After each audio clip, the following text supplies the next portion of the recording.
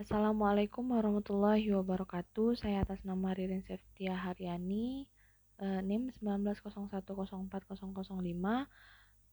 mahasiswa biologi kelas 7A Universitas Islam Negeri Mataram.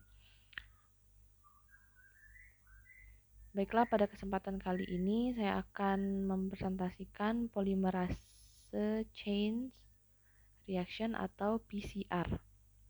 Setelah kita mempelajari ekstraksi DNA, maka proses yang bisa dilakukan dari hasil ekstraksi DNA salah satunya dengan cara PCR.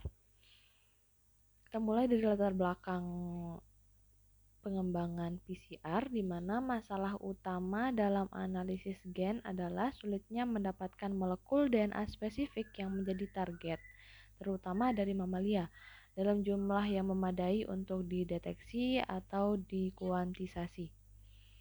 Sebelum ditemukannya teknologi PCR,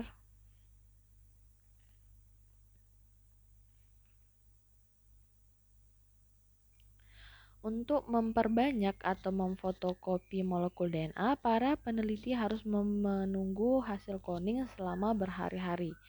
Sedangkan dengan menggunakan teknik PCR, proses fotokopi DNA tersebut hanya memerlukan waktu beberapa jam saja. Tentu hal ini akan mempermudah para peneliti dalam melakukan riset-riset yang dibutuhkan pada saat tersebut.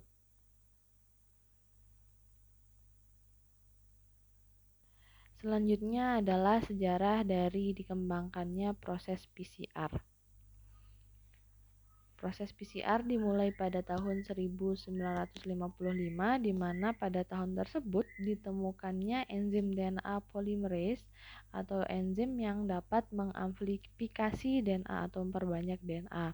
Kemudian pada tahun 1958, DNA polimerase tersebut berhasil dipurifikasi.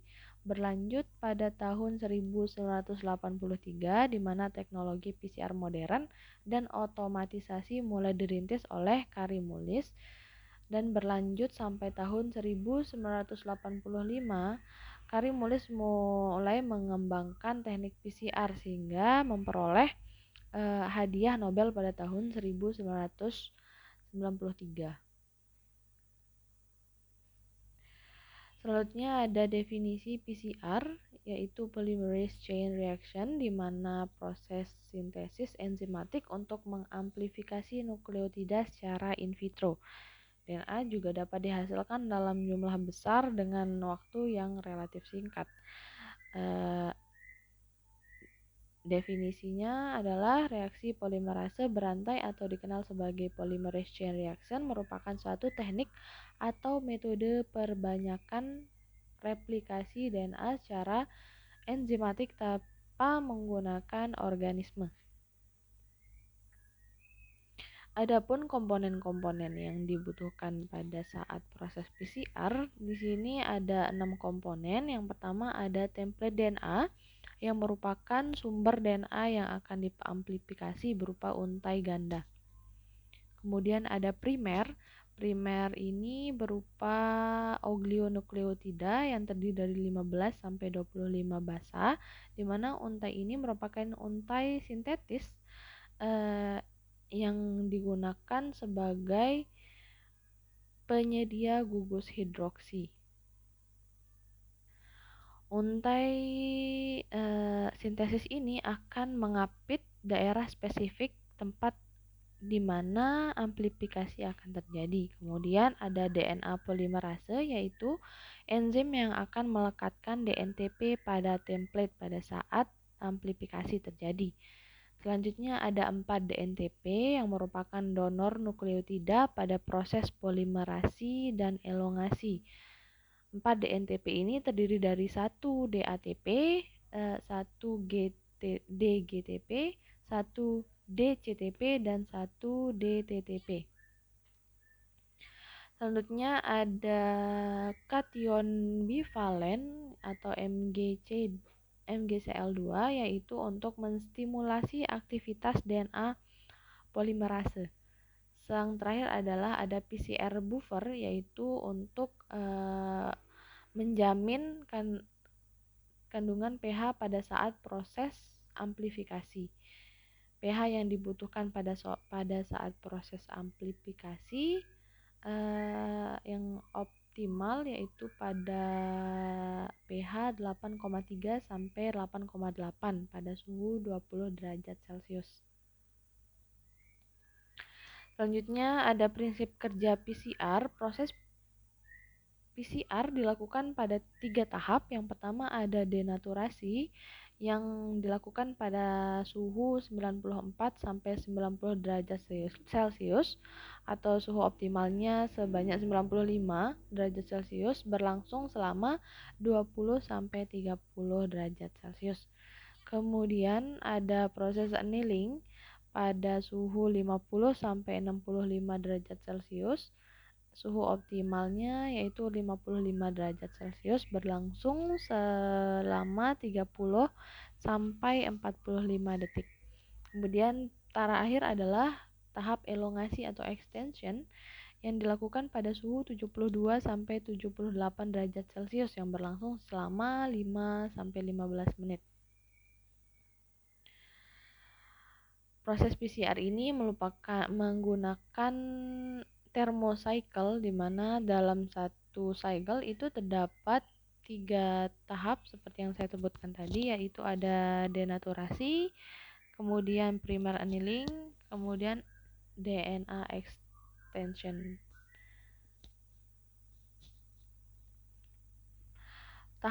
Proses pertama yaitu proses denaturasi, yaitu tahap pada sistem amplifikasi PCR dengan menaikkan suhu dalam tabung reaksi sampai 95 derajat Celcius. Denaturasi ini merupakan proses pembukaan untai ganda menjadi untai tunggal DNA. Denaturasi yang tidak lengkap mengakibatkan DNA mengalami renaturasi, yaitu membentuk DNA untai ganda kembali secara cepat. Dan ini dapat mengakibatkan gagalnya proses PCR sehingga waktu yang dibutuhkan cukup cepat ya, selama 20 sampai 30 detik. Berikut ini adalah animasi dari proses denaturasi di mana pada suhu 95 derajat Celcius untai DNA ganda akan berpisah menjadi bentuk untai tunggal selama 30 detik.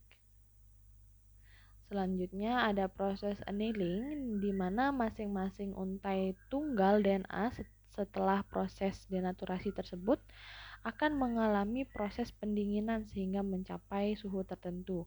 Setiap untai DNA template akan ditempeli oleh primer yang sudah disediakan berupa oligonukleotida sebanyak 18 sampai 50 basa.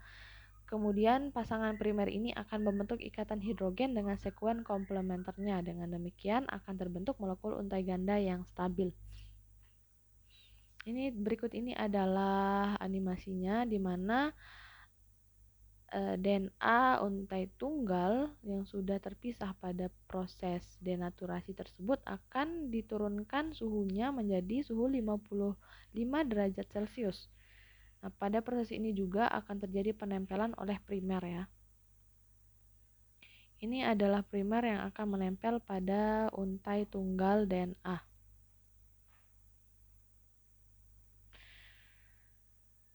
Selanjutnya adalah proses elongasi, di mana proses ini merupakan proses pemanjangan yang dilakukan oleh enzim polimerase, di mana DNA polimerase digunakan untuk proses memperpanjang primer dengan adanya bantuan DNTP.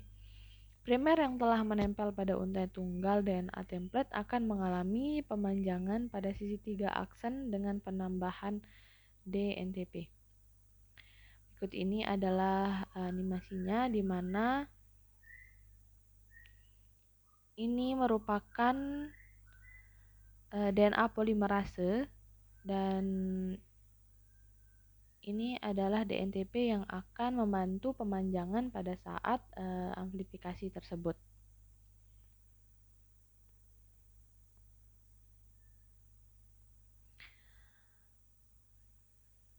Proses ini akan berulang secara cycle di mana proses denaturasi annealing extension akan berlangsung secara beberapa kali untuk mendapatkan jumlah amplifikasi yang diinginkan pada saat proses PCR tersebut. Di mana proses denaturasi untai ganda akan menjadi untai tunggal, kemudian annealing, penempelan primer terjadi. Setelah penempelan primer terjadi akan masuk DNA polimerase untuk memperpanjang untai DNA dengan bantuan DNTP. Proses ini akan terjadi secara berulang-ulang. Selanjutnya ada aplikasi dan manfaat dari proses PCR. Yang pertama ada teknik PCR dapat didayagunakan, kadang dengan modifikasi guna memfasilitasi analisis gen. Yang kedua ada cloning hasil PCR, sequencing hasil PCR, kajian evolusi molekuler, deteksi mutasi. PCR juga dapat digunakan untuk mengidentifikasi penyakit genetik infeksi oleh berbagai mikroorganisme seperti virus, bakteri, jamur atau fungi, dan parasit. Selanjutnya manfaat dari PCR ini adalah genetic profiling in forensic, di mana ini dibutuhkan untuk mengidentifikasi identitas dari korban yang ditemukan. Kemudian legal and biodiversity application, biology evaluasi, directed mutagens of gens and mRNA quantitation pada sel ataupun jaringan. Kesimpulannya adalah teknik PCR dapat digunakan untuk mengamplifikasi segmen DNA dalam jumlah jutaan kali hanya dalam beberapa jam. Kemudian prinsip kerja PCR, terdapat 3 putaran reaksi PCR yang terdiri atas denaturasi template, penempelan primer, dan polimerasi primer yang masing-masing berlangsung pada suhu lebih kurang 95 derajat Celcius untuk denaturasi, 55 derajat Celcius untuk annealing, dan 70 derajat Celcius untuk polimerisasi atau elongasi pada proses PCR. Komponen PCR terdiri dari template primer DNA, polimerase, DNTP, kation bivalen atau MgCl2, kemudian ada buffer PCR dan aquabida sebagai pelarut. Sekian presentasi dari saya. Kurang lebihnya mohon maaf. Wassalamualaikum warahmatullahi wabarakatuh.